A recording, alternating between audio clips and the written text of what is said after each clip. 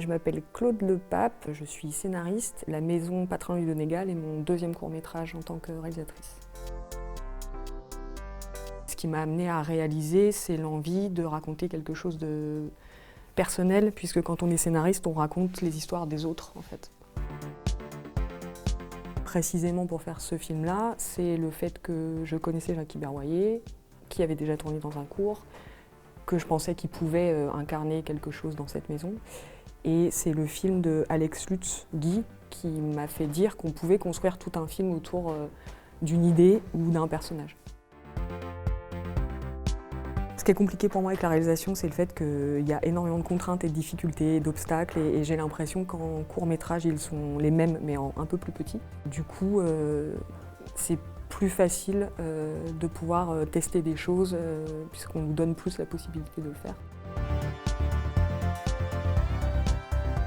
Je crois que le meilleur souvenir de tournage, c'est les improvisations que faisait Jackie, puisqu'il y avait un scénario, mais il y avait beaucoup de choses qui n'étaient pas écrites. Il était extrêmement généreux, donc du coup, Jackie a fait beaucoup d'impros qui étaient vraiment très drôles. C'est le fait que cette maison est réelle, c'est la vraie maison de mon père qui est vraiment mort brutalement dans cette maison et qu'on a vendue. Et donc en fait, quand on l'a vendue, je me suis dit je vais faire un film pour garder une image, un souvenir de la maison et surtout de l'ambiance qu'il y avait dans la maison. Un des buts du film, c'était aussi de la filmer le plus possible. Donc c'est pour ça qu'il y a dans la maison une visite de la maison et une explication de ce qu'est la maison. Nous, elle avait été vidée, donc elle a été re-remplie de souvenirs et d'accessoires qui sont réels ou fictifs d'ailleurs, puisqu'il y a beaucoup de jeux aussi sur le vrai-faux. Tout n'est pas vrai et tout n'est pas faux dans le film. Donc voilà, c'était comment, avec le chef opérateur qui est un de mes meilleurs amis, donc qui arrivait aussi pas que comme un chef opérateur, comment on filme ça le mieux possible, la maison. Donc vraiment le lieu était la base et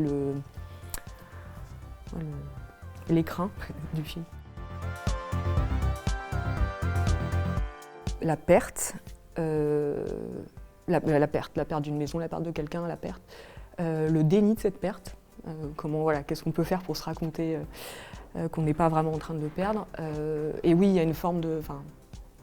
Le combat, même perdu d'avance, quoi. Le combat, c'était quelque chose qui m'inspirait, quelqu'un qui se bat contre vraiment le réel et qui du coup va perdre.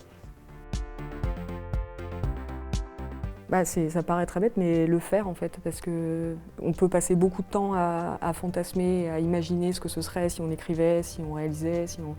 Vraiment, je pense que vraiment c'est en faisant qu'on voit ce qu'on veut faire. Et du coup, pour se lancer, il faut se lancer en fait.